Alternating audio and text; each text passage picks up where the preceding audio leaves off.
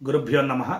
కథాసరిత్సాగరంలోని భేతాళ పంచవింశతుల్లో విక్రమాదిత్యుడికి భేతాళుడు చెప్పినటువంటి కథల్లో ఒక కథ గురించి మనం ఇప్పుడు తెలుసుకుందాం. పూర్వం అంగదేశాన్ని యశక్కేతు అని ఓ రాజుగారు పరిపాలిస్తున్నారు. ఆయన దగ్గర ఒక మంత్రి గారు ఉన్నారు. పేరు దీర్ఘదర్శి.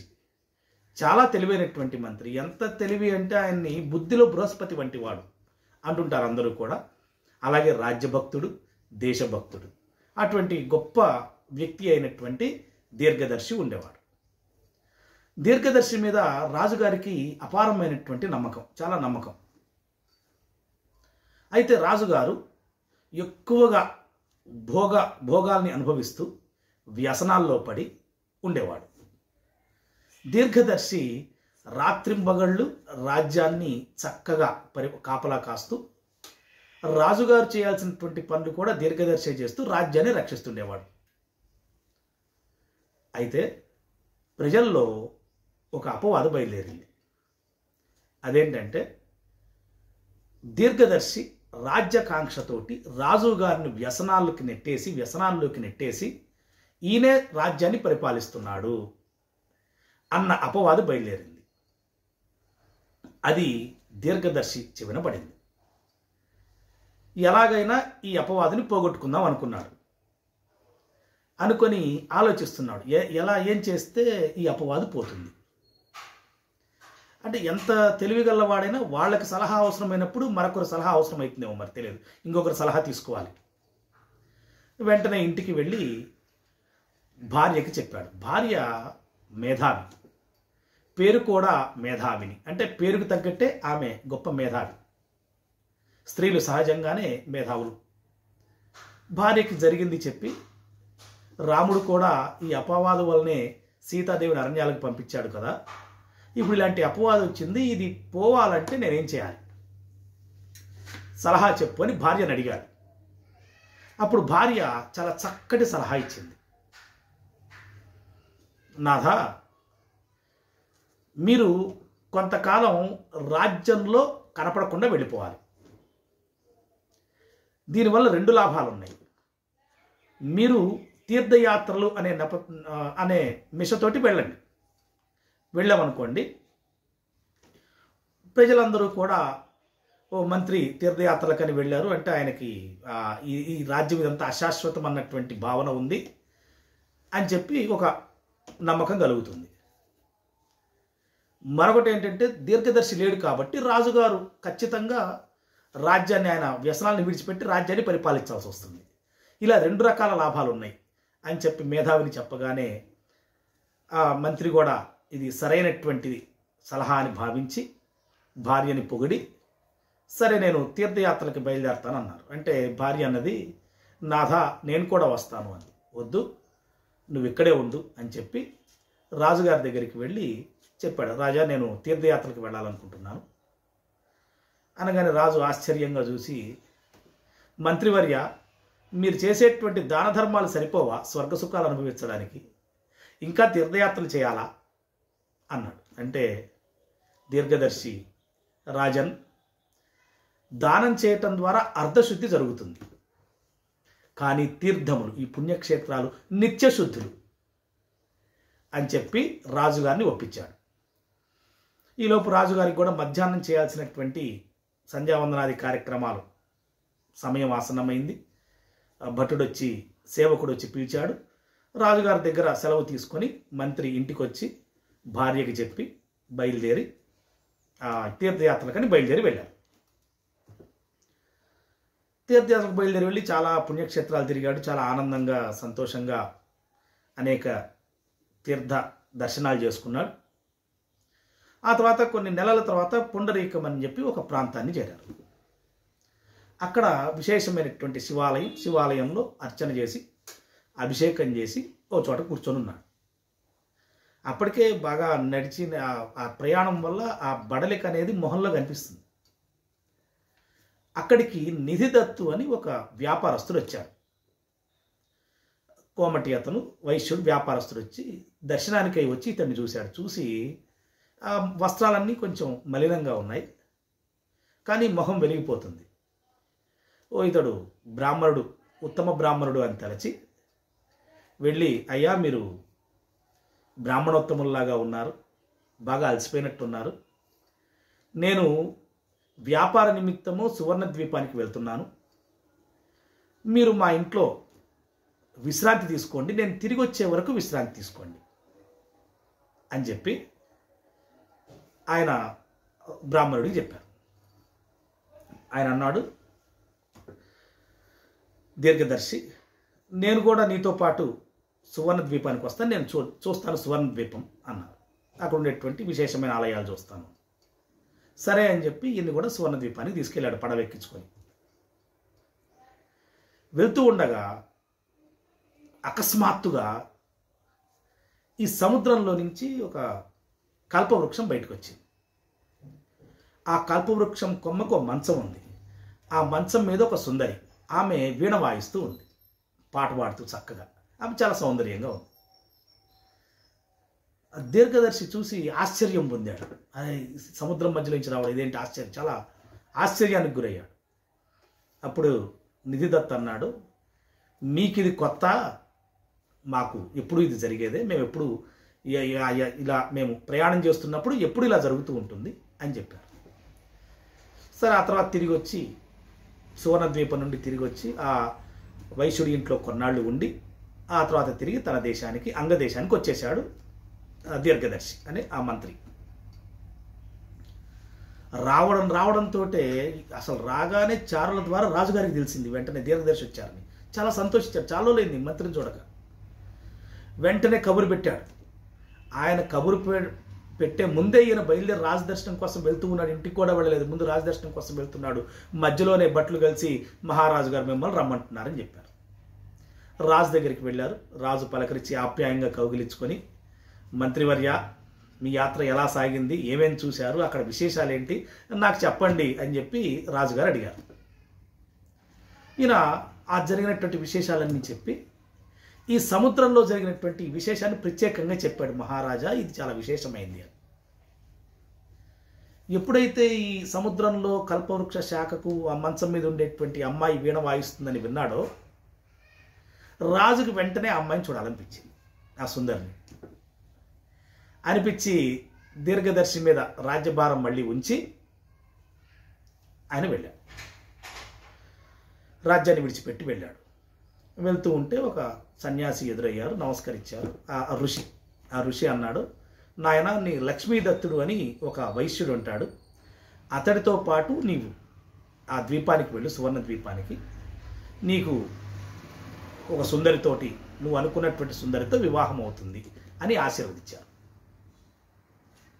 ఈయన నమస్కారం చేసి వెళ్ళి ఆ లక్ష్మీదత్తుడు అనేటువంటి అతన్ని కలిసి, అయ్యా, నాకు ఒక ఋషిలా చెప్పారు మీతో కలిసి ప్రయాణం చేయమని అంటే, ఆయన అలాగే రండి అని చెప్పి తీసుకొని వెళ్ళాడు. రాజుగారిని తీసుకొని వెళ్ళాడు. రాజులాగా వెళ్ళలేదు, ఒక సామాన్యుడిలాగా వెళ్ళాడు. రాజెవరో కూడా అతనికి చెప్పలేదు, ఆ లక్ష్మీదత్తుడికి. యథావిధిగా ఈ ప్రయాణం జరుగుతూ ఉండగా ఆ కల్పవృక్షం అకస్మాత్తుగా రావటం, ఆ శాఖ కొమ్మకి మంచం, వీణ వాయించడం, ఇవన్నీ చూసి రాజుగారు ఒక్కసారి ఆ దృశ్యం కోసం వచ్చాడు. ఆయన చూసి వెంటనే అసలు ఈమె లేని జీవితం వ్యర్థం అని చెప్పి తలచి అందులో దూకేశాడు. అలా వచ్చి వెళ్ళిపోయింది. ఆమెను చూడటం కోసం సముద్రంలో దూకేశాడు. లక్ష్మీదత్తుడు ఆశ్చర్యపోయి, అయ్యా మిత్రమా, నిన్ను పోగొట్టుకున్నానా, ఇక నా బాధ్యత నేను నిర్వర్తించలేదు, నేను చచ్చిపోతాను, దూకి నేను కూడా నీతో పాటు వచ్చేస్తాను అని దూకబోతూ ఉంటే ఆకాశవాణి వినిపించింది. అతడు యశకేతు అనేటువంటి రాజు, అంగరాజు, అతడికి ఏమీ కాలేదు, రసాతలానికి పాతాళానికి వెళ్ళాడు, ఆ సుందరితో వివాహం అవుతుంది అని చెప్పి చెప్పగానే అది విని ఆనందపడి తన యొక్క ద్వీపానికి వ్యాపార నిమిత్తం వెళ్ళిపోయాడు. రాజుగారు ఆ సముద్రం అడుక్కి వెళ్ళారు. అక్కడ ఒక నగరం కనిపించింది. ఆమె కనపడలేదు. అది తిరుగుతూ ఉంటే ఒక చోట దుప్పటి కప్పుకొని ఎవరో నిద్రపోతున్నట్టు అనిపించింది. ఇంకెవరు లేరు చుట్టూ. వెళ్ళి తీశారు. ఆ సుందరి కనిపించింది, ఈయన చూసినటువంటి సుందరి. ఆమె వెంటనే నమస్కరించి, ఎవరు మీరు, ఇక్కడికి రాగలిగారా, మిమ్మల్ని చూస్తే రాజులాగా ఉన్నారు అని అర్ఘ్యపాద్యాదుల చేత గౌరవించి, అతిథి కాబట్టి గౌరవించి, అప్పుడు అవును, నేను యశకేతు అనేటువంటి అంగరాజుని, నిన్ను చూసి నీకోసమే ఇక్కడికి వచ్చాను, నిన్ను వివాహం చేసుకోవాలనుకుంటున్నాను, మీ ఇక్కడ ఎలా ఉంటున్నారు ఏంటి అని అడిగితే, సరే మీరు, ఆమె కూడా వివాహానికి అంగీకరించి, కొంచెం సిగ్గుపడి వివాహానికి అంగీకరించి, అయితే ఒక నియమం పెట్టింది. నేను నెలకి 4 రోజులు, అంటే శుక్లపక్షంలో అష్టమి చతుర్దశి, కృష్ణపక్షంలో అష్టమి చతుర్దశి, ఈ 4 రోజులు నేను వేరే చోటికి వెళ్తాను. ఎక్కడికి వెళ్తానన్నది నేను చెప్పను. నేను ఎక్కడికి వెళ్తున్నానన్న విషయం మీరు కూడా కనుక్కోకూడదు. ఈ 4 రోజులు నేను మీతో ఉండను. ఈ నియమానికి మీరు అంగీకరిస్తే నేను వివాహం చేసుకుంటాను అంటే సరే అని అంగీకరించాడు. గాంధర్వ వివాహం చేసుకున్నారా. ఆ రాజుగారు కుడి చెయ్యి, ఆ అమ్మాయి ఎడం చెయ్యి, పాణిగ్రహణం, పాణి చేతులు గ్రహణం, వివాహం అయిపోయింది. ఆనందంగా కొన్ని రోజులు అక్కడ ఉన్నారు. ఆ తర్వాత ఒక తిథి రోజున, ఆమె చెప్పినటువంటి శుక్లపక్ష తిథి రోజున, శుక్ల చతుర్దశి రోజున ఆమె బయలుదేరి వెళ్ళబోతూ భర్తకి చెప్పింది, నాథ మీరు ఇక్కడే ఉండండి, ఎక్కడికి వెళ్ళొద్దు, నేను మళ్ళీ తిరిగి వస్తాను అని ఒక గదిని చూపించి, ఈ గదిలోకి మాత్రం వెళ్ళొద్దు, ఈ గదిలోకి వెళ్తే అక్కడ ఒక బావి ఉంటుంది, ఆ బావిలో గనక మీరు దిగారంటే మీరు మీ రాజ్యానికి వెళ్తారు, మిమ్మల్ని చూడకుండా నేను ఉండలేను, మీరు వెళ్ళొద్దు అని. సరే అన్నాడు. అని ఆమెను వెళ్ళనిచ్చి, అసలు ఈమె ఎక్కడికి వెళ్తుంది తెలుసుకుందామని ఆమె వెంట వెళ్ళాడు. ఆమె కనపడకుండా, తెలియకుండా వెళ్ళాడు. ఆమె వెళ్తూ ఆ మార్గం గుండా, చాలా చిన్న చిన్న మార్గాల గుండా వెళ్తూ ఉంది. వెళ్తూ ఉంటే ఒక ద్వారం దగ్గర హఠాత్తుగా ఒక రాక్షసుడు ప్రత్యక్షమై ఈమెను మింగేశాడు. రాజుగారు వెంటనే కత్తి తీసి ఆ రాక్షసుని చంపేశాడు. యుద్ధం చేసి చంపేసి విలపిస్తున్నాడు, అయ్యో నా భార్యకి ఇట్లా అయిపోయిందే, ఎలా జీవించాలి నేనని. అప్పుడే ఒక ఆశ్చర్యం, ఆ రాక్షసుడి యొక్క దేహం దివ్య కాంతితో వెలిగిపోయింది. ఆ లోపల నుండి తన భార్య ఎలా అయితే ఉందో అలాగే బయటకు వచ్చింది. రాగానే సంతోషించి ఆలింగనం చేసుకొని, గాఢంగా ఆలింగనం చేసుకొని, ఏంటిది అసలు, ఏం జరుగుతుంది అని అడిగాడు. ఎవరు నువ్వు, ఏం జరుగుతుంది ఇక్కడ అని అడిగితే అప్పుడు చెప్పింది ఆమె, నా పేరు మృగాంకవతి, మా రాజుగారు మృగాంకసేనుడు, మా నాన్నగారికి చాలామంది కొడుకులున్నా నేను ఒక్కగానొక్క కూతుర్ని, నేనంటే చాలా ఇష్టం. ఈ 4 తిథుల రోజున, అష్టమి చతుర్దశి, కృష్ణాష్టమి, కృష్ణ చతుర్దశి, శుక్లాష్టమి, శుక్ల చతుర్దశి రోజున నేను పరమేశ్వరుడు పూజకై వెళ్తాను. మా నాన్నగారు ఏ రోజైనా సరే నేను వెళ్లకుండా ఆయన భోజనం చెయ్యరు. అయితే ఒకసారి నేను శివ పూజకై వెళ్తాను, 4 రోజులు శివుడికి పూజ చేయడానికి వెళ్తాను. ఈ 4 రోజులు కొంచెం ఆలస్యం అవుతుంది. ఓ రోజు బాగా ఆలస్యమైంది. నాన్నగారు వెళ్ళేసరికి ఆకలేసి ఆయన కోపంలో, నిన్ను రాక్షసుడు మింగేయుదునుగా అని చెప్పించేసి, నువ్వు ఉండి ఇక్కడే నేను వెళ్ళిపోతానన్నాడు. నేను ప్రార్థించగా రాక్షసుడు మింగుతాడు, కానీ మళ్ళీ నువ్వు బతుకుతావు, కానీ ఆ విషయం నీకు తెలియదు. యశకేతు అని ఒక రాజుగారు వచ్చి నేను వివాహం చేసుకుంటారు, అతడు ఆ రాక్షసుని చంపుతాడు, దాంతో ఈ శాపవిముక్తి అని చెప్పడం జరిగింది. నాథ నాకు ఇప్పుడు గుర్తొచ్చింది, మొత్తం నాకు శాపవిముక్తి కలిగింది. మా నాన్నగారు ఇక్కడి నుంచి వింధ్యాచలానికి వెళ్ళిపోయారు, నేను కూడా అక్కడికి వెళ్తాను అని అంటే, ఆయన రాజుగారు కొంచెం సంతోషించి బాధపడ్డాడు. ఆమె వెళ్ళిపోతుంది. ఇంకా మీరు మీ ఇష్టం, మీరుంటే ఇక్కడ ఉండండి, ఈ నగరంలో నేను ఒంటరిగా ఉంటున్నాను, ఈ నగరం అంతా మీదే, లేదా మీరు అంగరాజ్యానికి వెళ్తానంటే మీ ఇష్టం అంది. సరే అలాగే వెళ్దాం, కానీ కొన్నాళ్ళు నాతో పాటు భూలోకానికి రా, ఆ తర్వాత నువ్వు అక్కడి నుంచి వెళ్దు కానీ అంటే సరే అని చెప్పి ఆమె భూలోకానికి వచ్చింది, అంగరాజ్యానికి వచ్చింది. వచ్చిన తర్వాత దీర్ఘదర్శికి జరిగిందంతా చెప్పారు. రాజ్యంలో అందరూ సంతోషించారు. దీర్ఘదర్శి జరిగింది తెలుసుకుని సంతోషించాడు, ఆమెను వివాహం చేసుకున్నాడని. అయితే ఆ తర్వాత ఆమె వెళ్ళిపోవాలి ఆమె, అది తెలుసు దీర్ఘదర్శికి. కొన్ని రోజులు అయిన తర్వాత అసలు ఆమె ఈ విషయం మర్చిపోయింది, వెళ్ళాలన్న విషయం మర్చిపోయింది. ఈమెకు ఉండేటువంటి వీళ్ళు విద్యాధరులకు ఉండే శక్తులన్నీ కూడా పోయినాయి. అతడు విద్యాధర రాజు, చెప్పడం మర్చిపోయాను, మృగాంకసేనుడు విద్యాధర రాజు, శక్తులన్నీ పోయినాయి.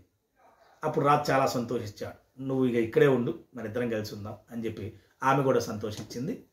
ఇక రాజ్యంలో ఉత్సవం చేద్దాం అనుకున్నాడు. ఈ సందర్భంగా ఈలోపు మంత్రి గారైనటువంటి దీర్ఘదర్శి చనిపోయాడు. రాజుగారు చాలా బాధపడ్డారు. ఆ తర్వాత భార్యను చూసి ఆనందించారు. ఇట్లా బాధ ఆనందం. దీర్ఘదర్శి చనిపోయినందుకు బాధగా ఉన్నప్పటికీ ఈ భార్య తనతో పాటే ఉన్నదన్నటువంటి ఈ ఆనందం. ఇలా రోజులు గడుపుతూ ఉన్నాడు. ఇది బేతాళుడు విక్రమార్కుడికి చెప్పిన కథ. ఇప్పుడు బేతాళుడు ఒక ప్రశ్న అడుగుతాడు ఈ కథలో. ఆ ప్రశ్న ఏంటంటే, దీర్ఘదర్శి ఎందుకు చనిపోయాడు?